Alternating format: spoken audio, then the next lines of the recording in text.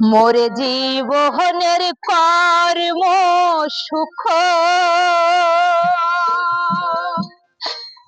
যাবে মোর সাথে, আধার রাতে চলতে হবে একলা নিশাতে।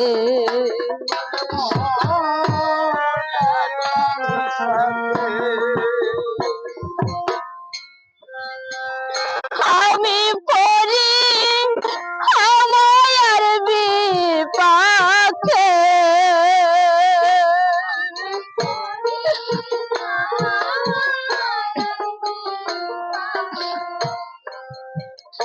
ওরে হারালাম সর্বোচ্চ ধন,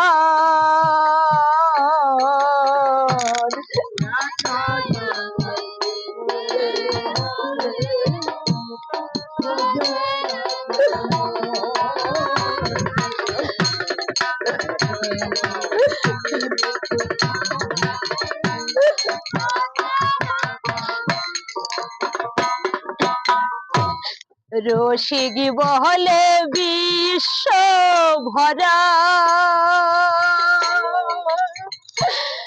বিষয়ের মেলা,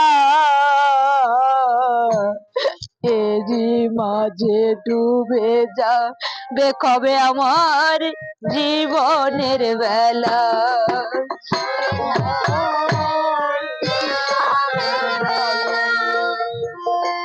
আমার দেশে যার পারের ভেলা,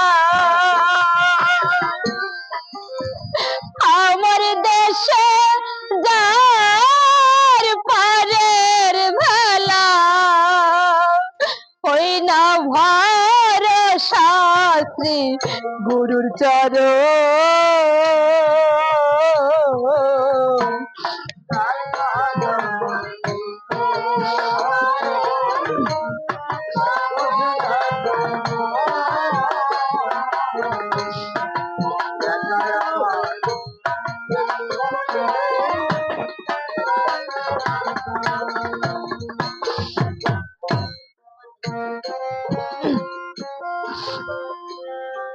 দেখুন ভক্তগণ, আজ আমরা এখানে যে ভক্তের জন্য এতজন ভক্ত সমবেত হয়েছি, তিনি কিন্তু বাবা আমাদেরই মতো একজন কর্মজীবী ভক্ত ছিলেন। তার কর্মজীবনে হয়তো অনেক ভুল ত্রুটিও থাকতে পারে, তাই আমরা পরমেশ্বর গোবিন্দের কাছে প্রার্থনা করব, দয়াময় যে ভক্ত চলে গেছে তুমি তাকে দয়া করে তোমার শ্রী চরণে স্থান দিও প্রভু। তোমার শ্রী চরণে ওই ভক্তকে তুমি স্থান দিও। জয় জয় রাম সীতা প্রেমানন্দ, হরি হরি বলো।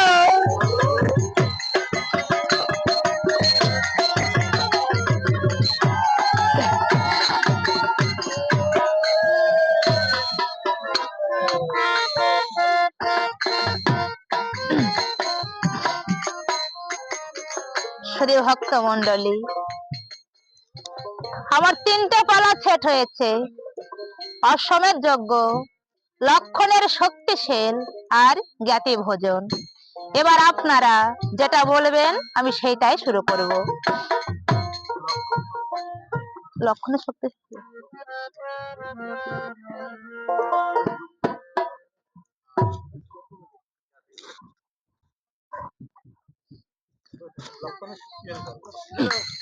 আচ্ছা, শ্রী ভক্ত মন্ডলী, আজ আমরা এখানে যে পালাটি পরিবেশন করব, পালাটি হচ্ছে লক্ষণের শক্তিশীল। জয় জয় রাম সীতা প্রেমানন্দ, হরি হরি বলো।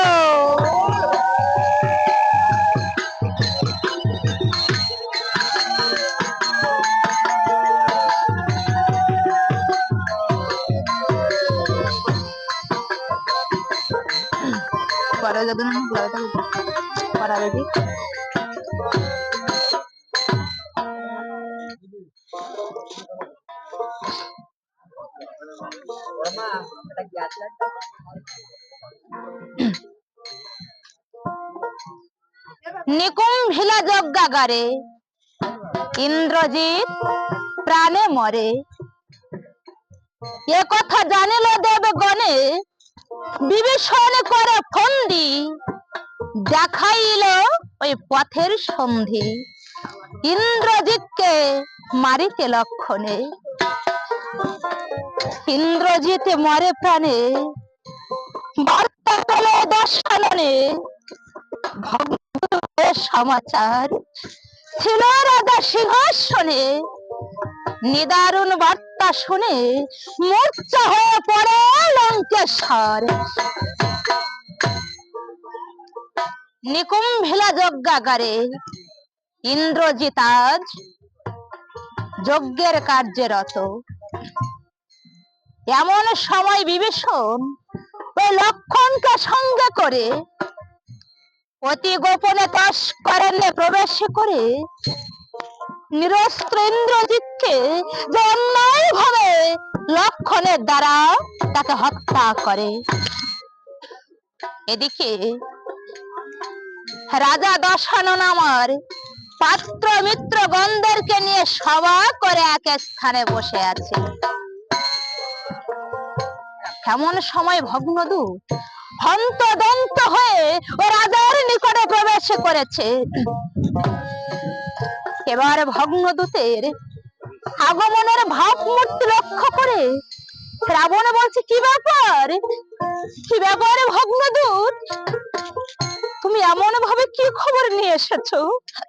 ওই ভগ্নদূত, কেন জানি না তোমাকে দেখে আমার মন যে বড়ই কুকাইছে।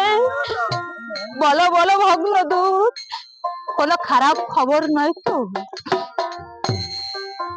এবারে ভগ্নদূত কিভাবে রাজাকে দুঃসংবাদটা দিবে কিছুই বলতে পারছে না। রাজা বারবার জিজ্ঞাসা করছে, কিন্তু দূতের মুখে মাগো কোনো কথা বলার সাহস পাচ্ছে না। এবার রাবণ আবারও বলছে, ভগ্নদূত কি হয়েছে তোমার, তুমি কি বলতে চাইছো যে তোমার বলতে এতটাই সংকোচ হচ্ছে? আমি বলছি তুমি নির্ভয়ে বলো, তোমার কোনো ভয় নেই, আমি তোমাকে আজ অভয় দিলাম। এবার ভগ্নদূত বলছে, মহারাজ এমন নিদারুণ কথা আমি আপনাকে কেমন করে বলবো আমি বুঝতে পারছি না মহারাজ, তবু যে আমাকে বলতে হবে।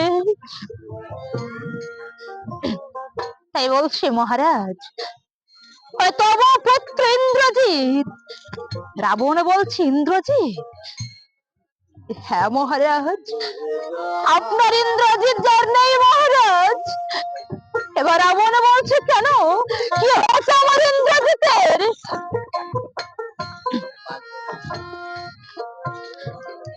এবারে ভগ্নদূত বলছে, মহারাজ তব ভ্রাতা বিভীষণ লক্ষণকে সঙ্গে করে অতি গোপনে তস্করণ্যে প্রবেশ করে নিরস্ত্র ইন্দ্রজিৎকে অন্যায় ভাবে লক্ষণের দ্বারা তাকে হত্যা করেছে।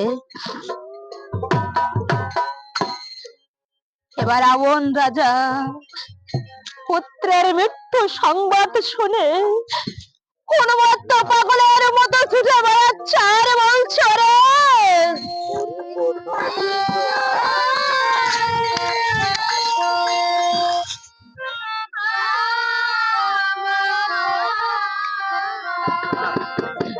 আমার ইন্দ্রজিতের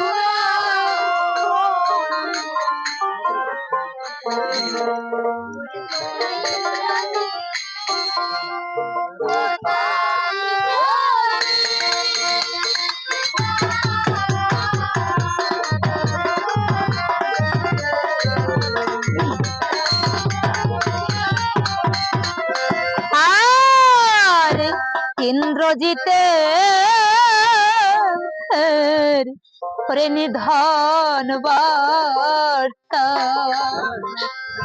পায় হে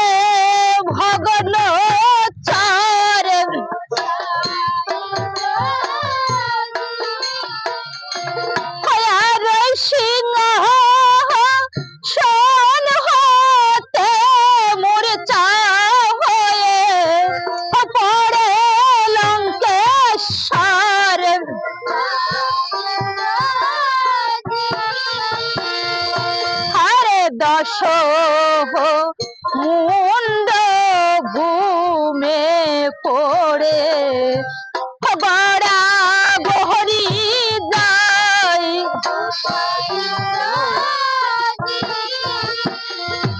আর ওই পুত্র পুত্র বলে রাজা চৈতন্য হারায়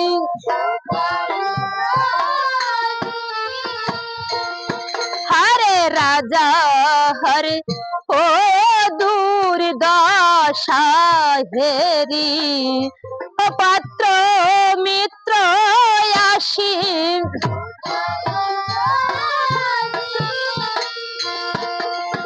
দশ মুন্ডে ঢালিছে জল কলসি কলসি